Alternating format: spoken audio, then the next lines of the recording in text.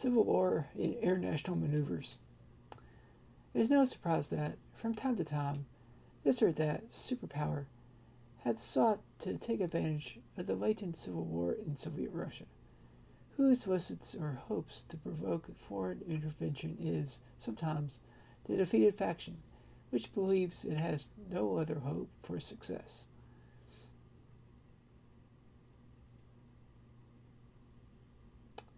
Such a dynamic unfolds starting from the first months of Soviet Russia. Let's return to the attack of July 6th of 1918. It is an integral part of the very ambitious project. On one end, the left revolutionary socialists promote counter-revolutionary uprisings in a number of urban centers against the Soviet government, or rather, an insurrection in Moscow which hoped to topple the communist government. On the other end, they also proposed to assassinate various German representatives, with the aim of provoking a military reaction from Germany and the subsequent resumption of the war. It would be confronted with a levée en masse by the Russian people, which would inflict a simultaneous defeat to the traitorous government and the enemy invader. The perpetrator of the attack against the German ambassador is a sincere revolutionary. Well before entering into contact with Trotskyist circles, he intends to emulate the Jacobins, protagonists of the most radical phase of the French Revolution and of the heroic mass resistance against the invasion by the counter-revolutionary powers. However, in the eyes of Soviet authority, Pumpkin could very well be a provocateur. The success of his plan would have resulted in a new advance by the armies of Wilhelm II and perhaps the toppling of the authority borne out of the October Revolution.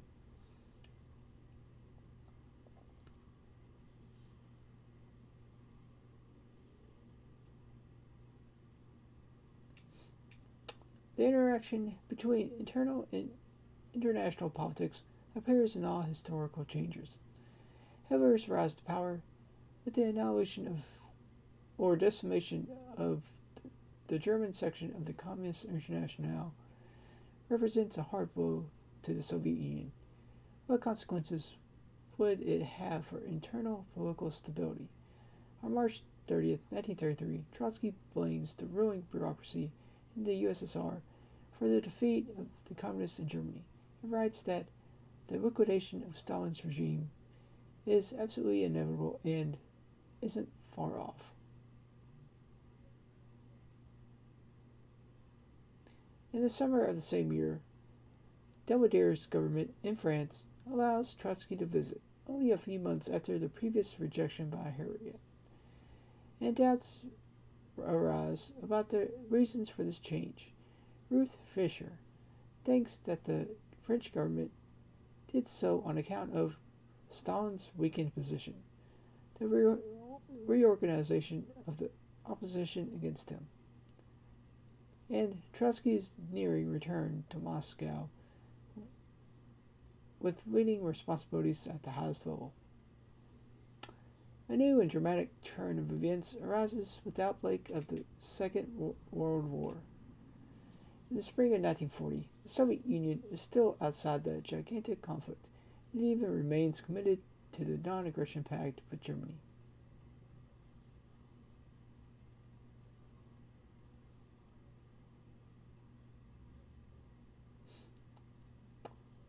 It is an intolerable situation for the countries already facing Hitler's aggression.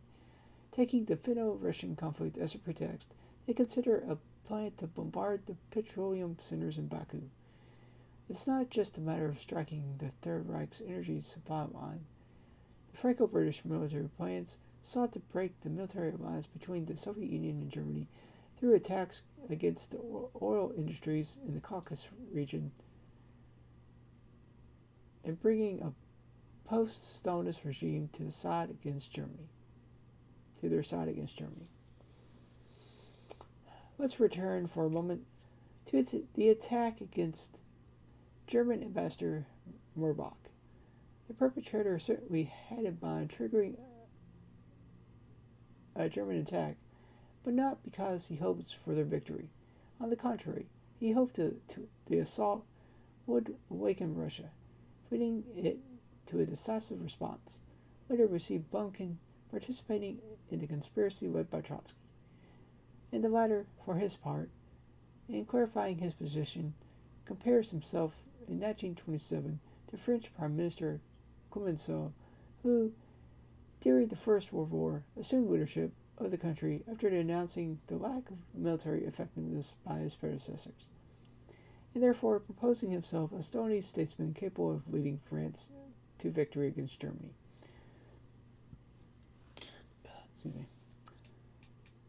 Of the many number of possible interpretations and reinterpretations for this analogy, only one thing was made clear. Not even the invasion of the Soviet Union would have put an end to the attempts by the opposition to seize power. Even more disturbing is the already cited comparison of Stalin to Nicholas II. During the First World War, read and denounced as an imperialist war, the Bolsheviks had put forth the slogan of revolutionary defeatism and had identified the Tsarist autocracy as the internal and principal enemy, that which they first sought to combat and defeat. In the years to follow, Trotsky goes way beyond evoking the spirit of Clemenceau. On April 22, 1939, he declares his support for the liberation of so-called Soviet Ukraine from the Stalinist yoke. Once independent, it would later be unified with Western Ukraine upon being separated from Poland, and with Carpathian Ukraine annexed earlier by Hungary. Let's reflect on the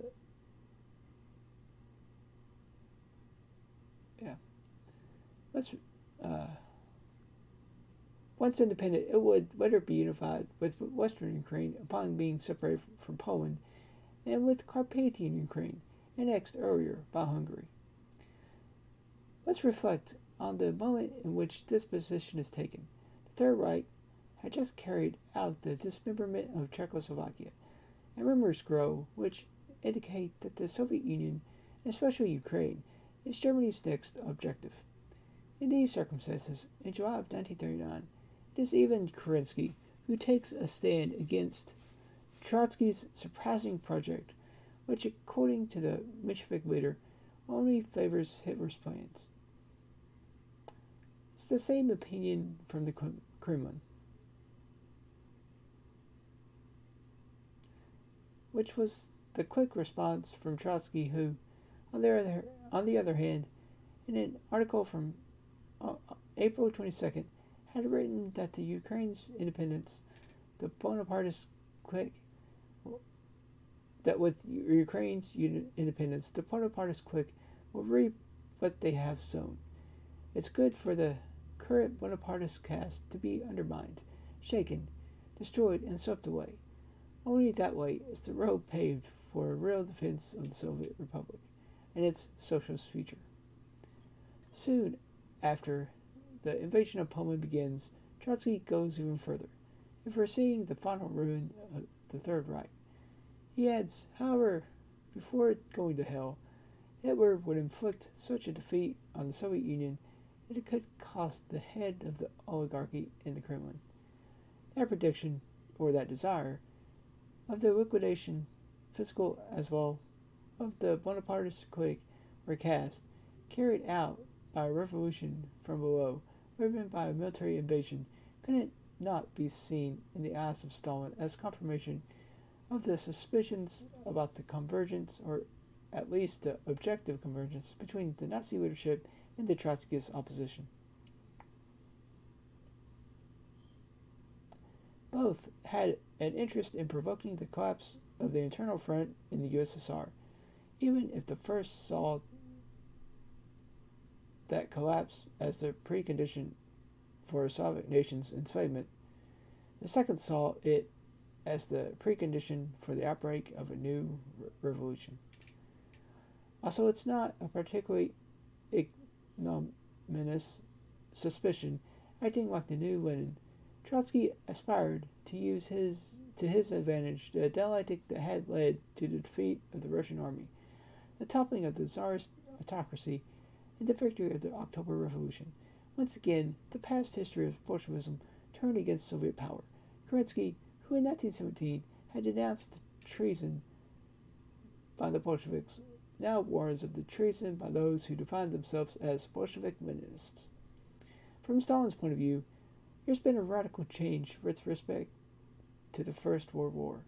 Now it's a matter of confronting a political party or faction which, at least with respect to the first phase of the conflict, hopes for the collapse of the country and the military victory of a Germany not yet depleted from 3 years of war, as was the case with Wilhelm II.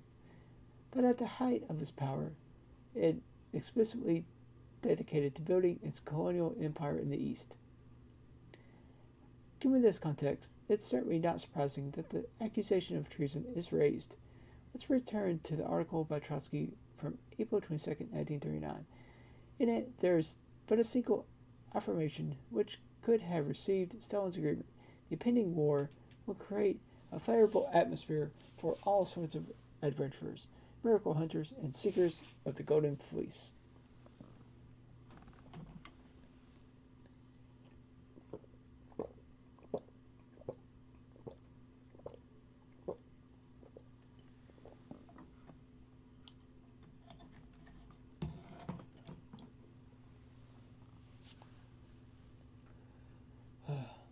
While the flames of the Second World War burned even higher, destined as well to reach the Soviet Union according to the same prediction by Trotsky, he continues making declarations and statements that are anything but reassuring.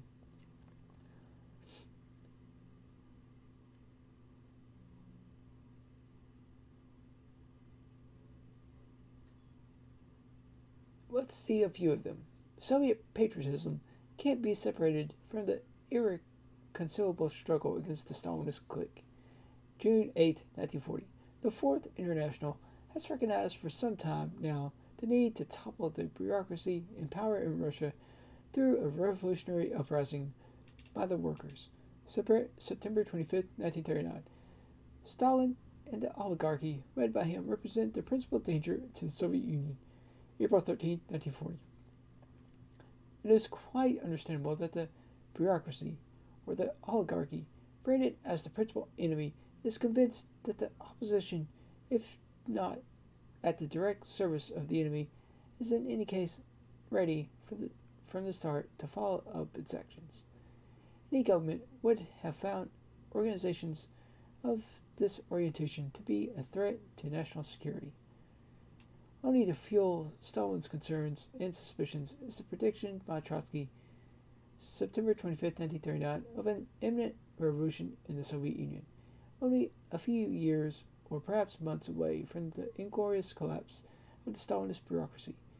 Where does such certainty come from? It is a prediction formulated while only taking into account the internal developments within the country.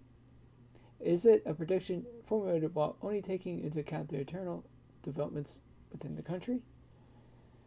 It becomes even more complicated upon analyzing the interplay between internal political conflict in Russia and international tensions. The suspicions and accusations are in fact encouraged by the existence of a fifth column and by disinformation operations carried out by Nazi Germany's intelligence services.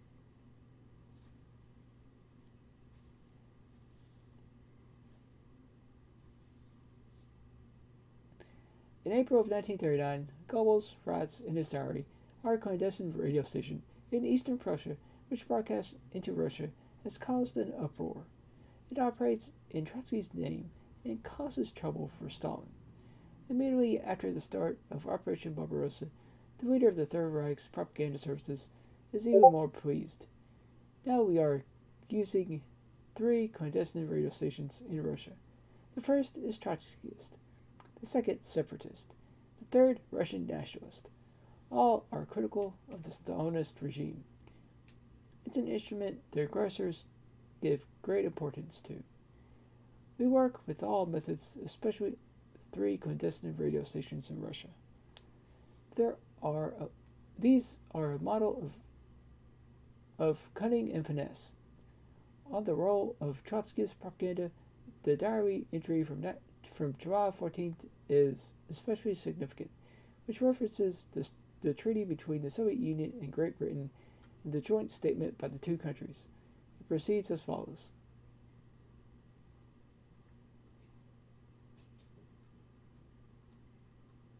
This is an excellent occasion to show the compatibility between capitalism and Bolshevism, here a synonym for official Soviet authority.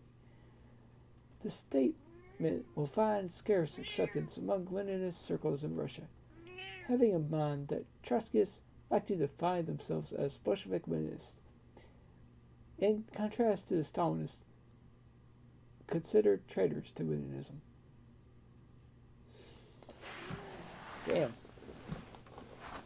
Actually, I kind of want to copy that out to kind of send to someone.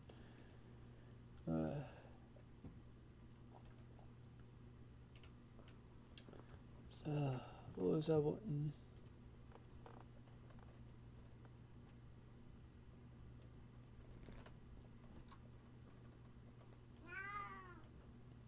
Oh, you be quiet.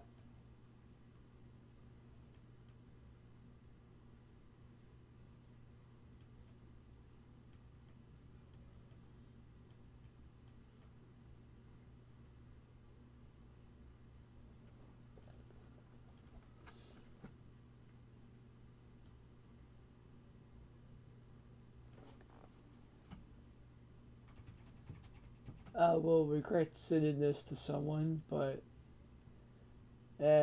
it's who I am.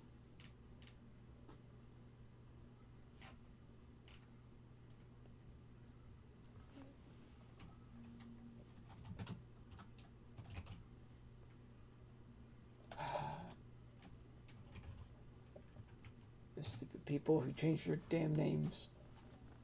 I can never remember to type the new name in.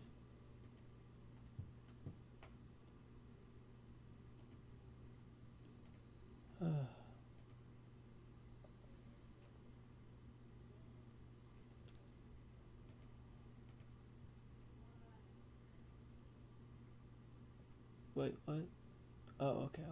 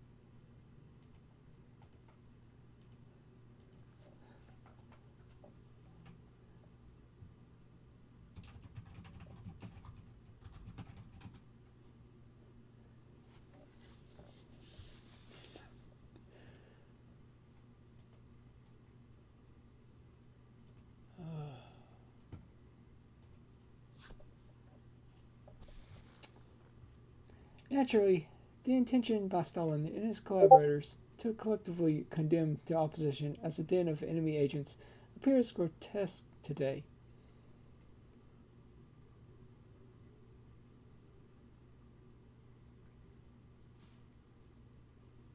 But it's important not to lose sight of the historical context broadly presented here. It's especially necessary to have in mind that similar suspicions and accusations were raised against the Stalinist leadership.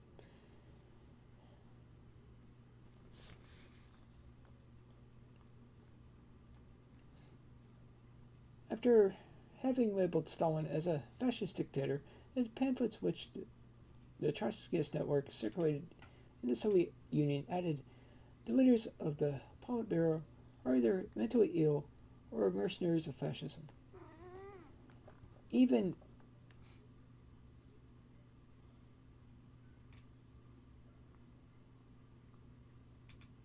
Even official documents of the opposition insinuated that Stalin could be the protagonist of a gigantic, deliberate provocation.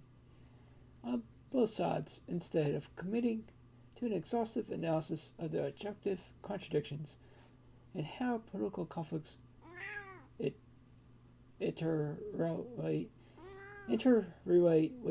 with them, they prefer to quickly resort to the category of treason and, in its extreme form, the traitor becomes a conscious and valuable agent for the enemy. Trotsky doesn't tire in denouncing the plot of the Stalinist bureaucracy against the working class. And the plot is even more despicable because the Stalinist bureaucracy is nothing more than the imperialism's transmission device.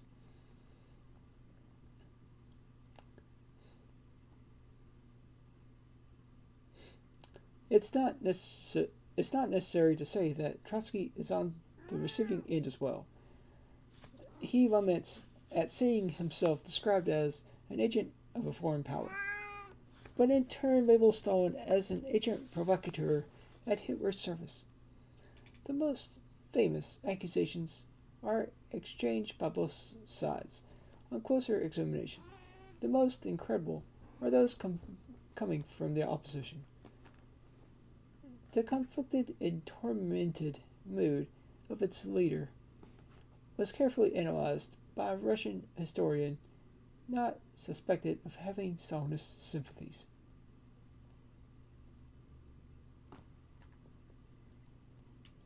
Trotsky didn't want the defeat of the Soviet Union, but Stalin's collapse. In his predictions on the imminent war, Trotsky didn't want the defeat of the Soviet Union, but Stalin's collapse. In his predictions on the imminent war, his unease is evident.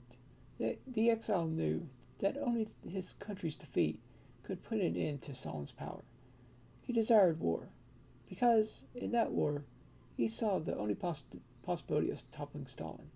But Trotsky didn't want to admit this even to himself. Oh, shit.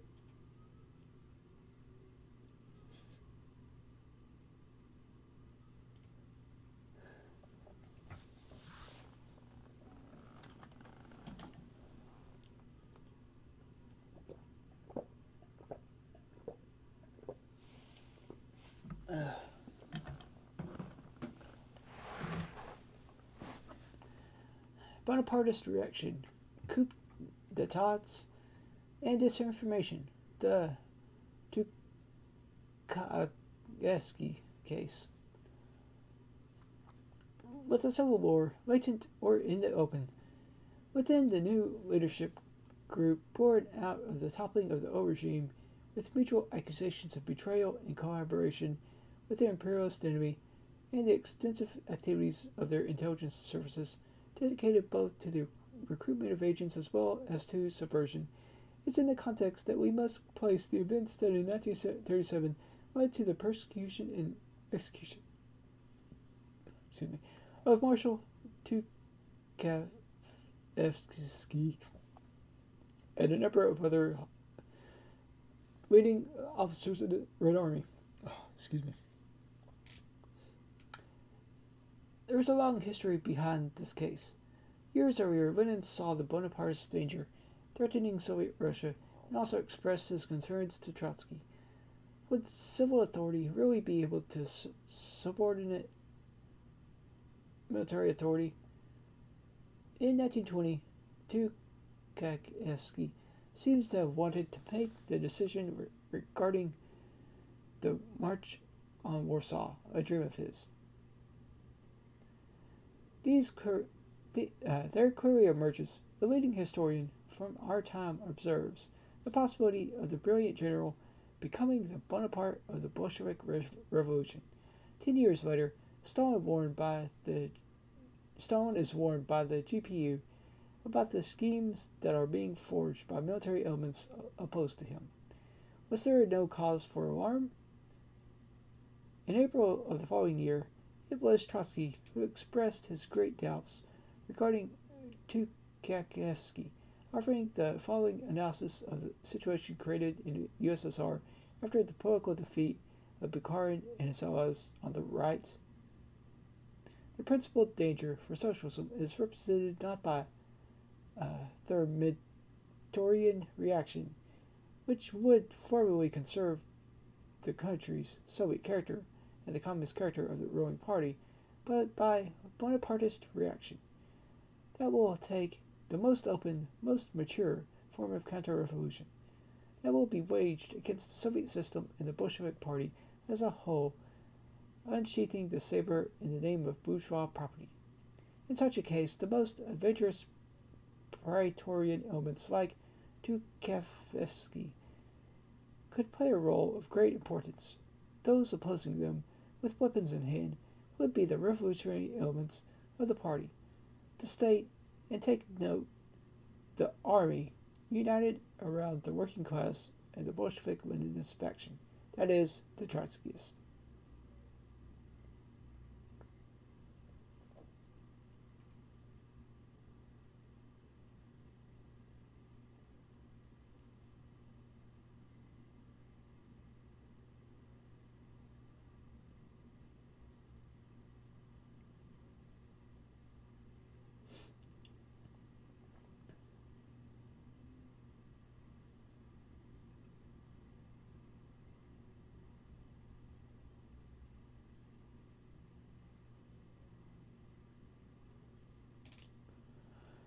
This stance constitutes a new factor in the conflict between the Bolsheviks.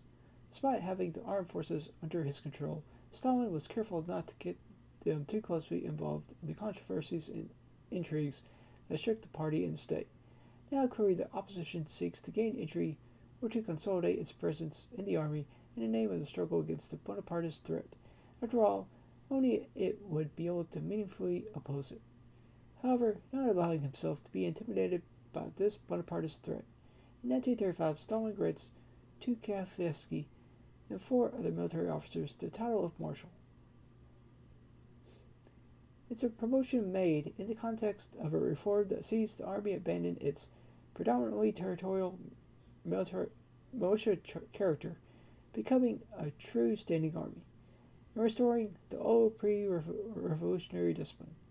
On December 21st of the same year, together with the members of the apex of Soviet political and military leadership, the new marshal celebrates Stalin's birthday at the latter's home.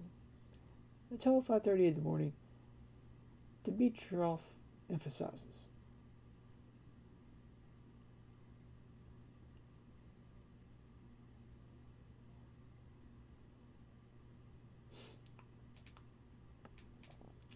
It's precisely that reform that draws Trotsky's outrage, who, on the one hand, returns to the old denunciation the Red Army was not spared in the Soviet regime's degeneration. On the contrary, that degeneration found in the army its highest expression. On the other hand, Trotsky takes on a new tone, mentoring the formation of a new kind of opposition faction in the army, which from the left laments the abandonment of the focus on world revolution. And the text cited here, it somewhat suggests that this opposition could have lured in Tukhachevsky himself, a man who in 1921 had fought with excessive zeal for the formation of a world high command, could hardly have supported the abandonment of internationalism and the cult to the status quo that had taken hold in the USSR.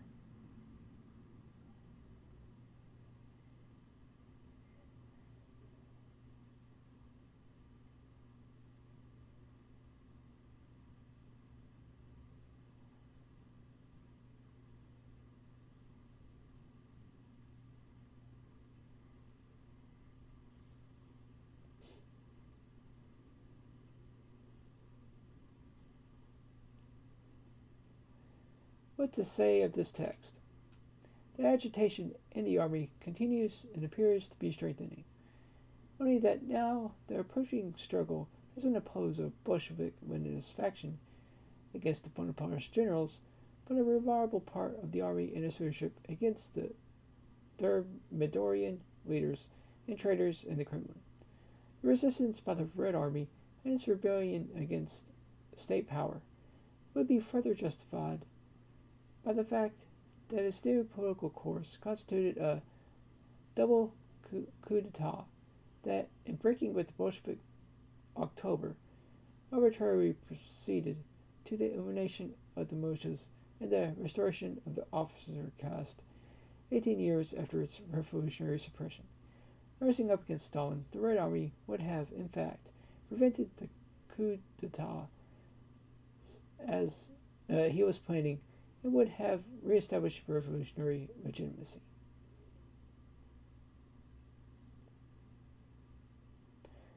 As if all of that wasn't enough, the Trotskyist opposition bulletin announces an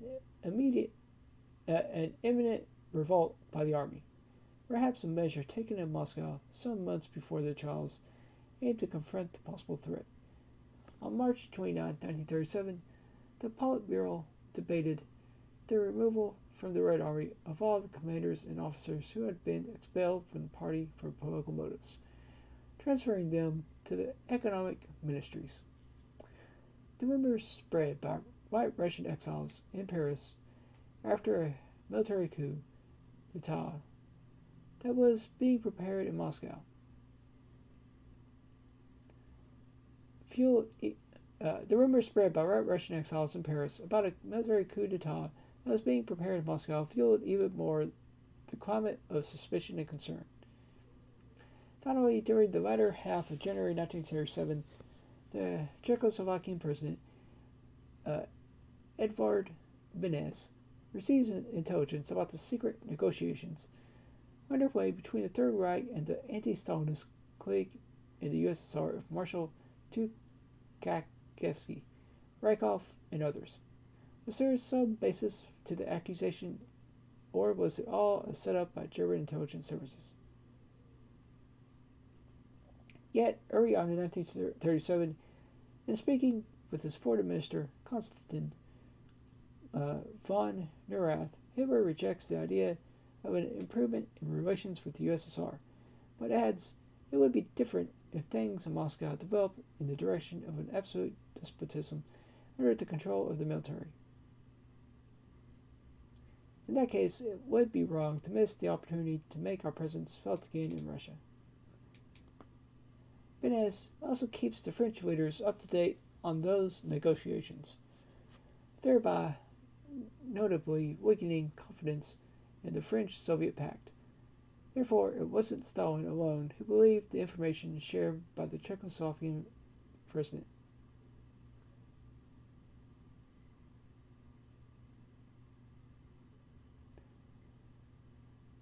Moreover, even after the end of the Second World War, Churchill appears to confirm Moscow's version, stressing, as we will see, Infra Chapter 7, page 2, that a purge struck the pro-German elements, adding Stalin felt he owed a great deal of gratitude to President Beneš.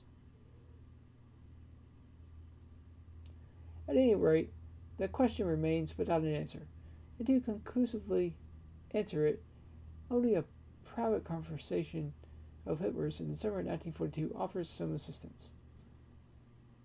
Despite not mentioning a concrete military conspiracy, he observes that Stalin had serious reasons to fear being killed by Tukachevsky's inner circle. It had been a setup with Hitler's direct supervision or approval. If it had been a setup with Hitler's direct supervision or approval, he would have perhaps boasted of it at a time in which the memories were still fresh of the initial and unstoppable advances by the Wehrmacht. In asking the key question, was there really a military conspiracy about the then recent trials? and executions, Trotsky gives an answer that raises more questions. It all depends on what one considers to be a conspiracy. Any sign of discontent in any contact made among those who are disgruntled, any criticism and any consideration about what to do or how to oppose the government's shameful policies, all of this, from Stalin's point of view, is a conspiracy. It's a totalitarian regime. All opposition is undoubtedly the seed of a conspiracy. In that sense, the seed was the general's aspirations to protect the army from the demoralizing intrigues of the GPU. Is it this rejection of the conspiracy theory, or is it this corroboration of it, expressed in the Aesopian language imposed by circumstances? Who calls attention to that ambiguous declaration is the fervent Trotskyist Russian historian we've already encountered, Rogolin, who ends up accepting the thesis of the anti-Stalinist conspiracy by Tukhachevsky, putting it in a Bolshevik political context rather than a bourgeois one. To conclude, doubts remains, but it seems difficult to explain all that had happened with the usual deus ex machina, the power-hungry and bloodthirsty dictator eager to surround himself with puppets, blind and unconditional in their loyalty. This explanation is all the more fragile for the fact that in 1932, Stalin had no issues in attending, together with Molotov, classes by the commandant of the military academy, Boris M. Shaposhnikov. And Stalin gained a lot from these classes.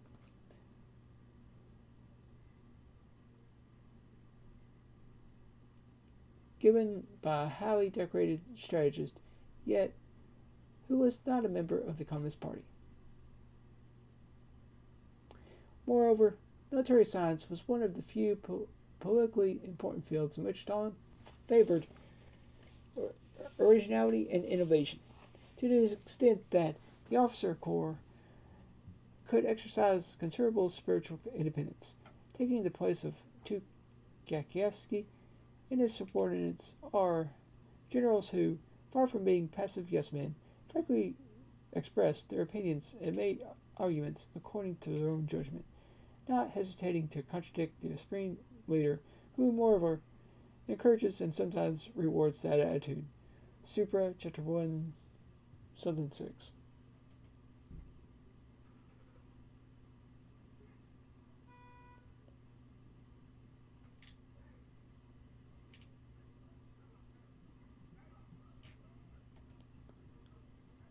Alright.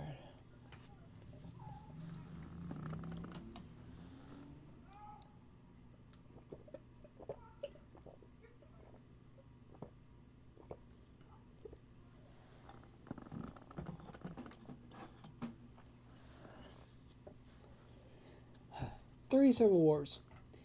If we don't want to be held prisoners to the caricatures of Stalin drawn by Trotsky and Khrushchev during two different but equally intense political struggles, it's necessary not to lose sight of the fact that the events that began in October 1917 are marked by three civil wars. Their first war saw the confrontation between revolution on one side and the coalition of its enemies on the other, supported by capitalist powers and committed to containing the Bolshevik contagion by any means necessary. The second war is more or less the collectivization of agriculture, which is driven by a revolution from above or from afar, despite in part being driven by the peasantry from below. The third is that which divided the Bolshevik leadership group. That last one is even more complex, because it's characterized by great mobility and by the dramatic shifts in its front lines. We saw Bukharin on the occasion of the Brest-Litovsk Treaty momentarily flirt with the idea of a type of coup d'etat against Lenin, who he condemns for wanting to transform the party into a dung heap. Well, at that moment, Bukharin's position is similar to Trotsky's. In the eyes of the latter, he becomes, 10 years later, the privileged incarnation of Thermidorian reaction and betrayal by the bureaucracy.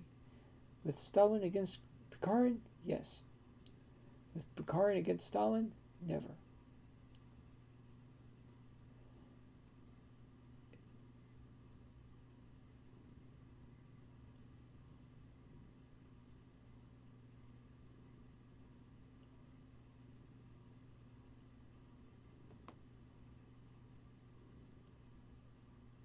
It's a moment that when Trotsky appears to predict Stalin's turn against Bukharin.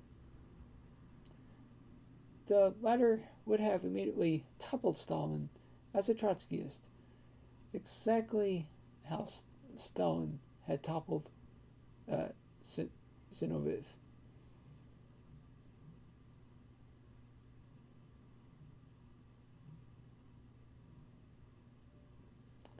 We are in 1928, and there's already hints of the split between Stalin and Bukharin, who, in fact, because of the abandonment of NEP, begins privately describing Stalin as the representative of neo-Trotskyism and as an unprincipled schemer.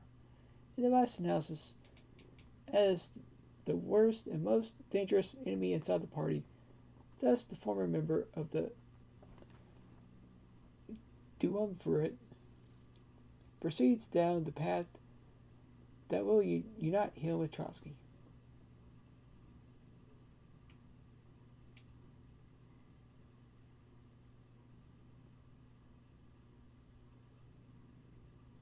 Ultimately, the opposing sides form coalitions against the victor. It becomes clear that in the mortal conflict between the Bolsheviks, the alignments change rapidly until the very end. Fought in a country without a liberal tradition, it characterized both by the prolonged state of emergency and by the persistence of an ideology prone to liquidating as merely formal the norms that govern the rule of law. The third civil wars take on the ferocity of a religious war. Trotsky, who considers himself the only man able to lead the revolution, is inclined to use any means available to make the false Messiah fall from his throne. A zealous faith inspires the opposing side as well. Ivra chapter 4. In the war, Stalin is determined to eliminate all conspiratorial threats, including the most unlikely, the more heavily loom the clouds of a war that threatens the very existence of Russia and the homeland of socialism, and which therefore represent a mortal threat both to the national cause as well as the social cause, two causes Stalin is determined to lead. All their distinctions are hard to make out. Acts of terrorism and sabotage can be the expression of a counter-revolutionary project or of a new revolution. The three civil wars become tied up in the interventions by this or that great power. The entirety of these convoluted and tragic conflicts vanish, and the differing accounts, described first by Trotsky and later by Khrushchev, that tell simple fables and construct a monster who, at his mere touch, transforms gold into blood and dirt.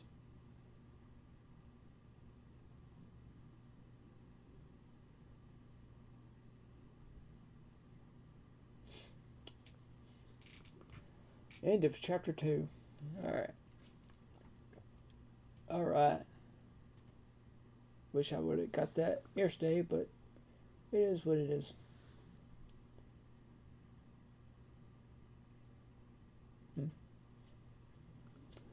Alright.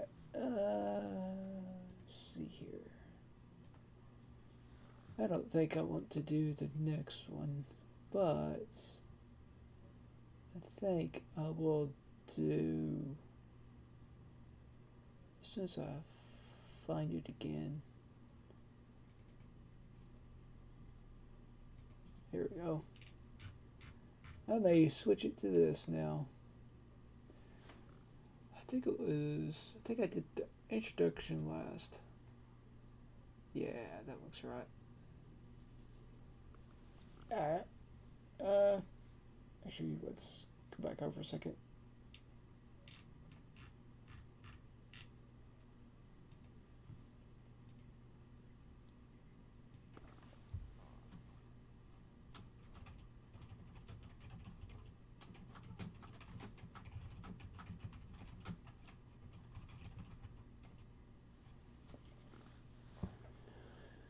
Alright.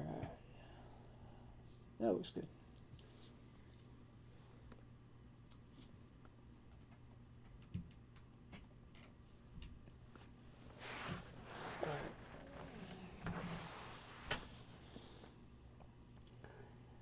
Chapter 1 Africa's Resources.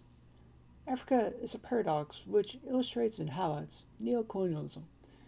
Her earth is rich, yet products that come from above and below her soil continue to enrich not Africans predominantly, but groups and individuals who operate to Africa's impoverishment. With a roughly estimated population of 280 million, about 8% of the world's population, Africa accounts for only 2% of the world's total population. Yet even the present very inadequate surveys of Africa's natural resources show the continent to have immense untapped wealth. We know that iron reserves are put at twice the size at America's, and two-thirds those of the Soviet Union's, on the basis of an estimated 2 billion metric tons. Africa's calculated coal reserves are considered to be enough to last for 300 years. New petroleum fields are being discovered and brought into production all over the continent. Yet production of primary ores and minerals, considerable as it appears, has touched only the fringes.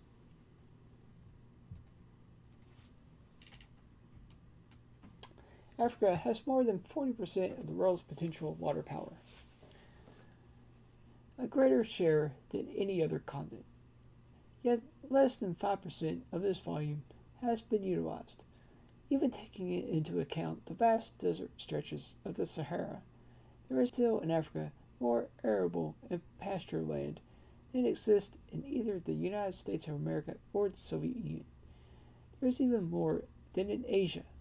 Our forest areas are twice as great as those of the United States.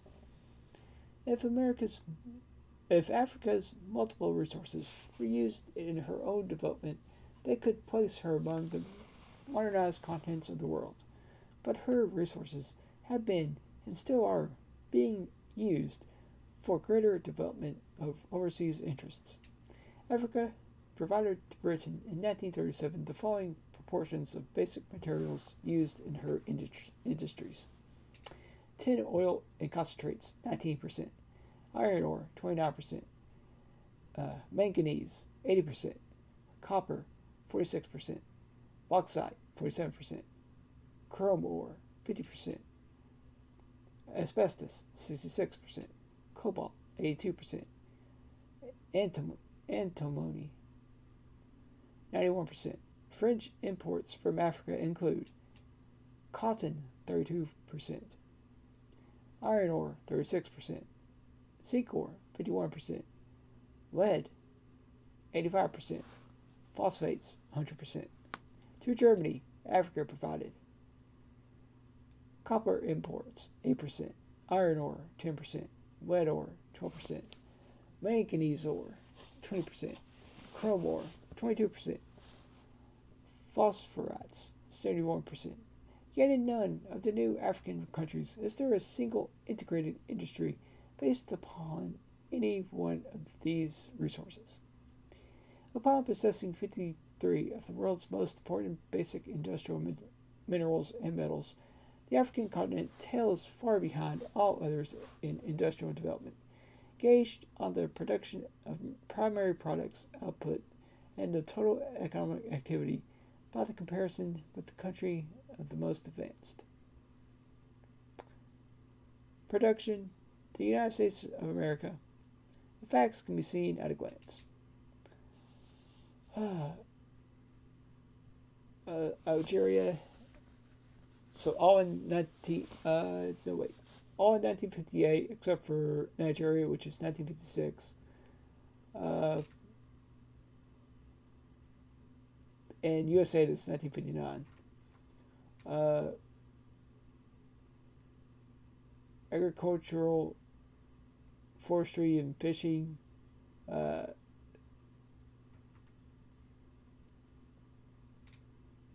Is that like 63%? That's probably a percent, right? For Nigeria? Or these are all percents, probably. Hardly anything in construction and transportation and communications, I guess. I don't know, it's really cut off. But it's all in agriculture, forestry, and fishing. But not much in industry or mining or construction and holy shit. And then it's 59 over in agriculture, forestry, and fishing for Tanganyika.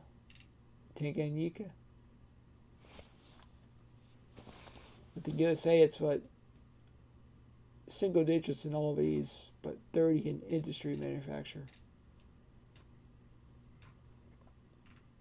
Wow. Huh. It will be noted that in America, agriculture, forestry, and fishing provide a mere 4% of the total national activity, and mining a trifling 1%. On the other hand, industry, manufacture, and commerce provide 47%.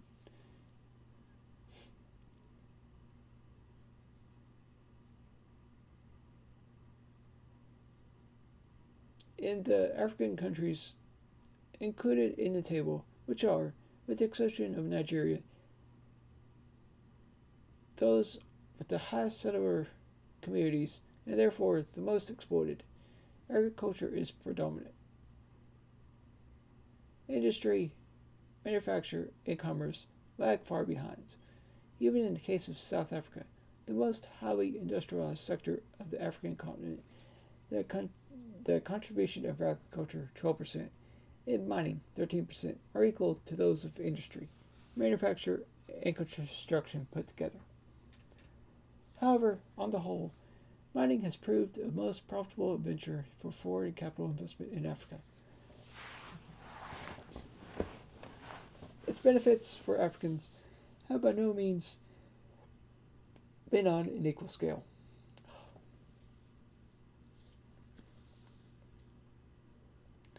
Mining production in a number of African countries has a value of less than $2 per head of population. As Europe, France, Outremer puts it, it is quite certain that a mining production of $1 or $2 per inhabitant cannot appreciably affect a country's standard of living.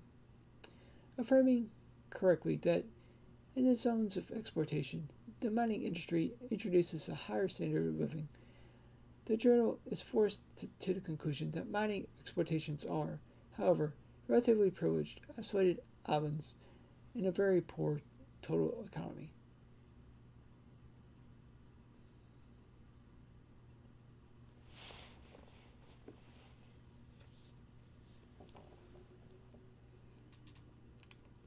The reason for this is seen in the absence of industry and manufacture, owing to the fact that mining production is destined principally for exploitation. The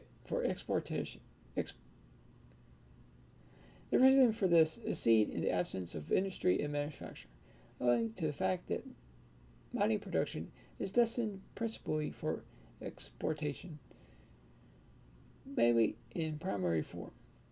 It goes to feed the industries and factories of Europe and America, to the impoverishment of the countries of origin. It is also remarked by Europe, France, a dreamer, that about 50% of Africa's mining production remains in the country of origin as wages.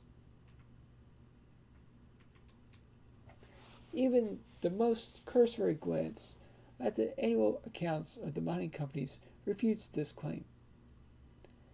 The excess of the revenue over expenditure in many cases proves conclusively by its size that wages received by manual labor form by no means such an exaggerated proportion of value produced as 50%.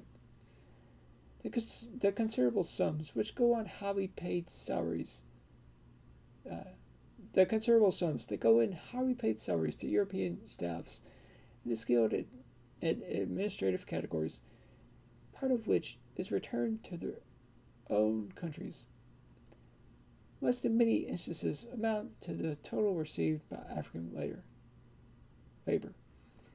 To say nothing of the large amounts which swell the yearly incomes of wealthy directors who reside in the metropolitan cities of the West.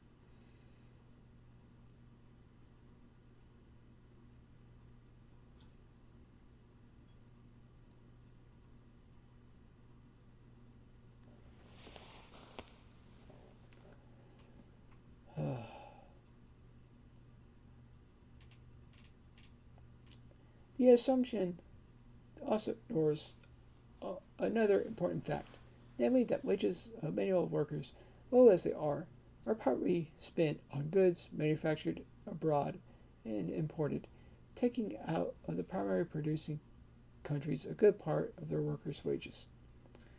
In many cases, the imported goods are the products of the companies associated with the mining groups. Frequently, they are sold in the company's own stores, on the mining compounds, or by their appointed agents, the workers having to pay prices fixed by the companies. The poverty of the people of Africa is demonstrated by the simple fact that their income per capita is among the lowest in the world, under $80. But Basutoland, Ghanaland, Burundi, Chad, Congo, B. Dahomey, Ethiopia, Guinea-Bissau, Mali, Mozambique, Nigeria, Rwanda, Somalia, $81 to $125. Angola, Cameroon Republic, Congo, L. Gambia, Guinea, Kenya, Malagasy Republic, Mauritania, Sierra Leone, Sudan, Togo, United Arab Republic, $126 to $200. Liberia, Libya, Morocco, Swaziland, Tunisia, $200 to $250. Algeria, Cote d'Ivoire, Gabon, Ghana, Mauritius, Senegal, Southwest Africa, Zambia, Rhodesia, Zimbabwe. Over $400. South Africa. Now, of course, South Africa is at the top there, being the apartheid state it is and all. Oh yeah, there is also more under $80. Tanganyika, Zanzibar, Uganda, Voltiac Republic.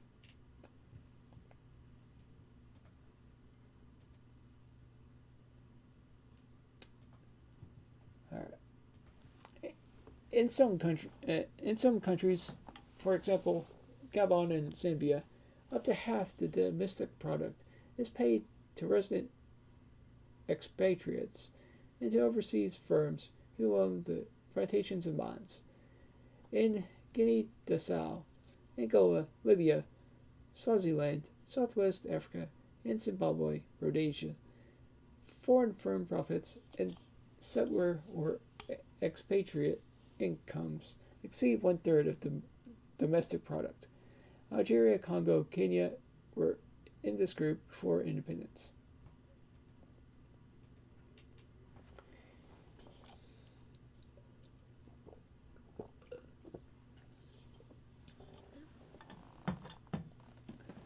On achieving independence, almost every new state of Africa has developed plans for industrialization and rounded economic growth in order to improve productive capacity and therefore raise the standard of living of its people.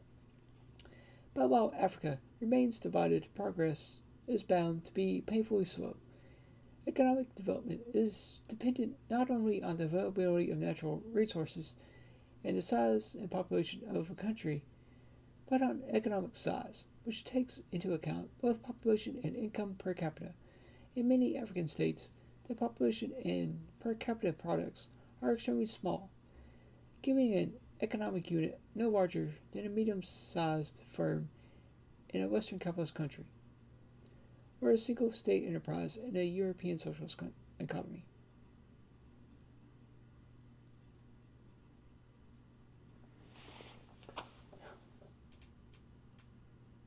Africa is having to pay a huge price once more for the historical accident that this vast and compact continent brought fabulous profits to Western capitalism.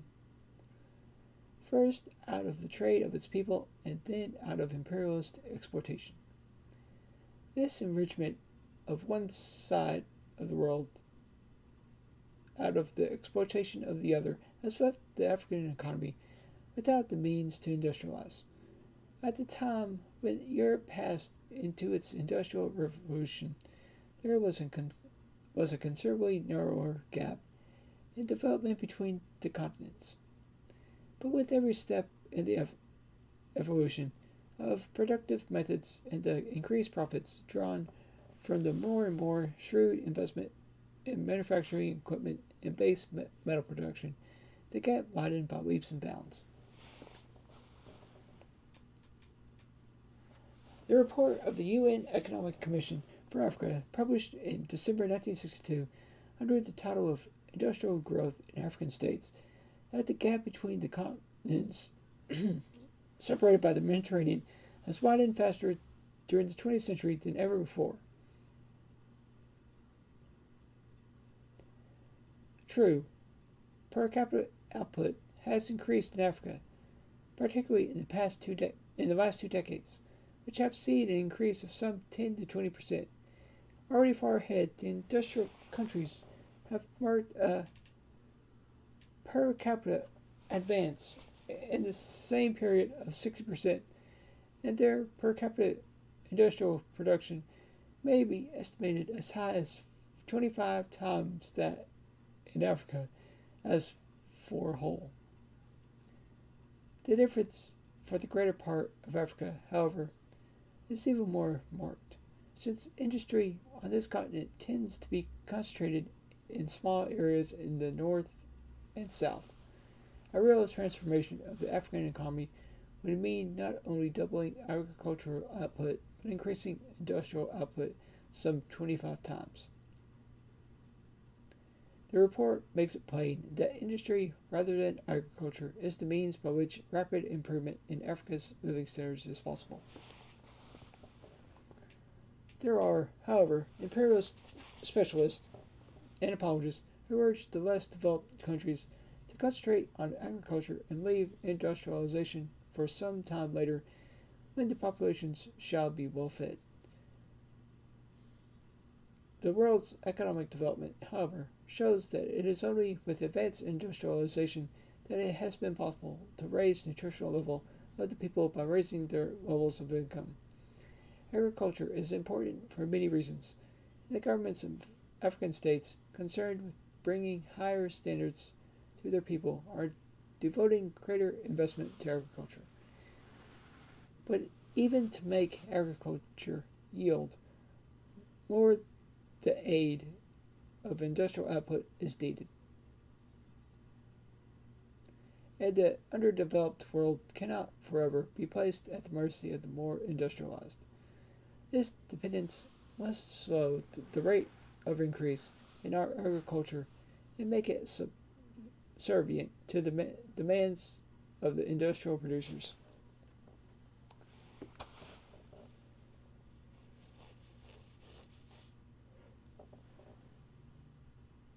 That is why we cannot accept such sweeping assessments as that made by Professor Leopold G. Scheidel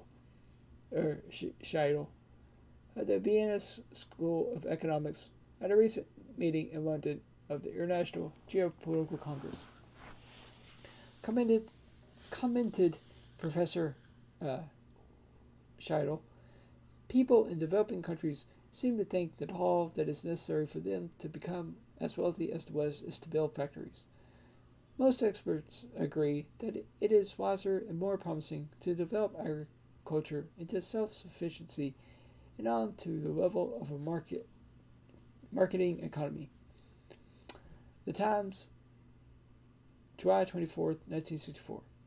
This train of thought links up directly with that of the chairman of Booker Brothers, Sir Jock Cable, whose combine of companies is busy monopolizing sugar and byproduct industries in western Guyana.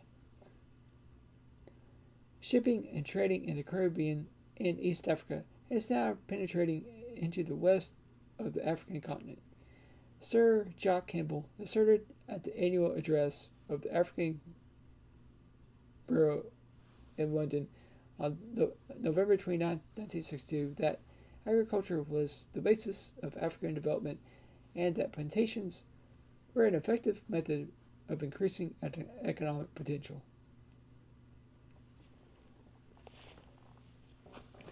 He considered that so long as industrialized agriculture employed men for free to come and go, it was preferable in terms both of efficiency and liberty to the communized collective farming, whose results had fallen short of expectation in both Russia and China. The Times, November 30th, 1962.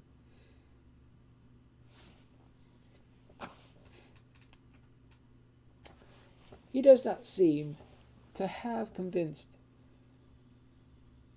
the sugar workers of British Guiana, and it is a moot point whether he has been able to impress the benefits of his free to come and go plantation philosophy on the workers for his companies in Nyassa Land, Rhodesia, and South Africa. Even the scientific supporters of the imperialist pattern are aware of the flaws in their injunctions, but they cunningly attribute the emphasis placed by the developing states upon industrialization to political ambitions rather to economic and social necessity. A European representative of the University of Malaya, Mr. D. W. Fryer, speaking at the meeting of the International Geographical Conference, to which reference is made above, said that an increase in the efficiency of traditional export industries in the underdeveloped countries was an obvious move. But it is politically unattractive. It suggested continued acceptance of the old colonial economy. Industrialism was an integral part of the nationalist movement. Its mainspring was not economic but political, and political expediency was often more important than economic efficiency and the vocation of new industry.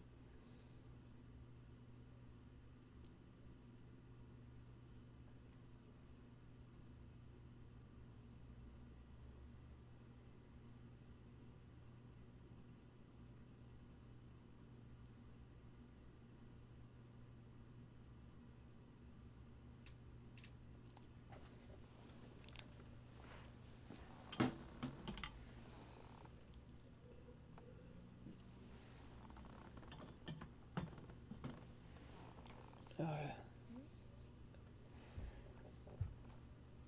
Tempted to run and go get more water. May do that later. I don't know.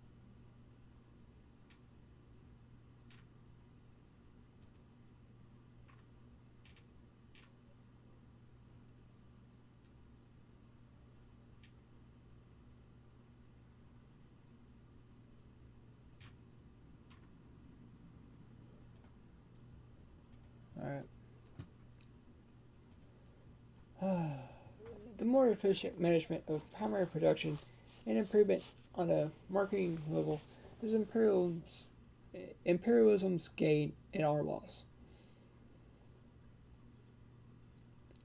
The point has been made quite clearly by no less a person than the chairman of Bolsa, the Bank of London in South America, Sir George Bolton. The latter was reported in the Financial Times of March 6, 1964, as being confident of a rise in commodity prices, which would have considerable effect on the foreign exchanges. For whose benefit? Sir George provides the answer. It should help the reserve currencies, sterling and the dollar. He said, why? Because being tied to these currencies, he primary producers will be accumulating their surpluses in sterling and dollar balances. This appears to be nothing short of a direct confession of the major interest of the banking and financial world in the exploitation of the developing countries. It is interesting, therefore, to note that Bolsa's transfer agents in London are Patino Mines and Enterprises Consolidated. The American controlled combined operating mines in Latin America and Canada, and intimately associated with the groups engaged in exploiting Africa's natural resources.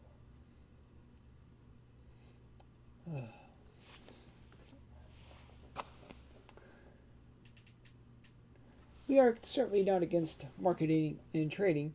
On the contrary, we are for a widening of our potentialities in these spheres. We are convinced that we shall be able to adjust the balance in our favor only by developing an agricultural attuned to our needs and supporting it with a rapidly increasing industrialization that will break the neo-colonialist pattern which at present operates.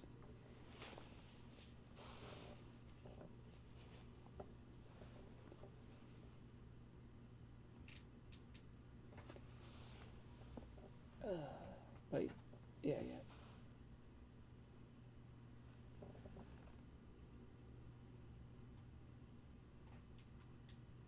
A continent like Africa, however much it increases its agricultural output, will not benefit unless it is sufficiently politically and economically united to force the developed world to pay it a fair price for its cash crops. To give one illustration, both Ghana and Nigeria have in the post-war independence period enormously developed the production of cocoa, as the table on page 10 shows. This result has not been obtained by chance. It is the consequence of heavy internal expenditure on control of disease and pests, the subsidizing of insecticides and the spraying machines provided to farmers, and the importing of new varieties of cocoa seedlings, which are resistant to the endemic ills which previous cocoa trees had developed. By means such as these, Africa as a whole greatly increased her cocoa production, while that of Latin America remained stationary.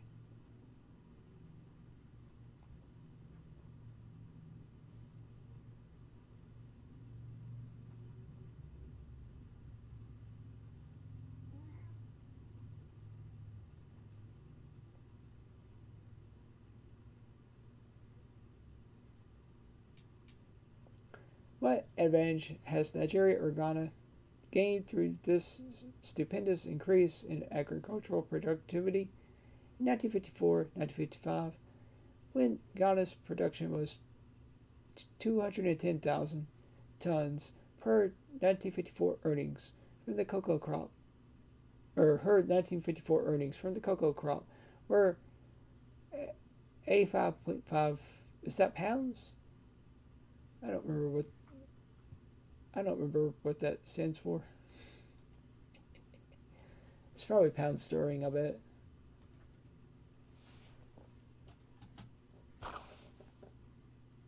Yeah, the pound sterling. Yeah.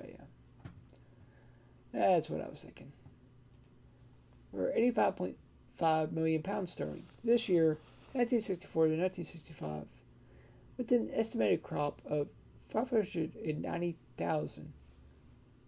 Uh, yeah, 590,000 tons. The estimated external earnings will be around 77 million sterling. Nigeria has suffered a similar experience.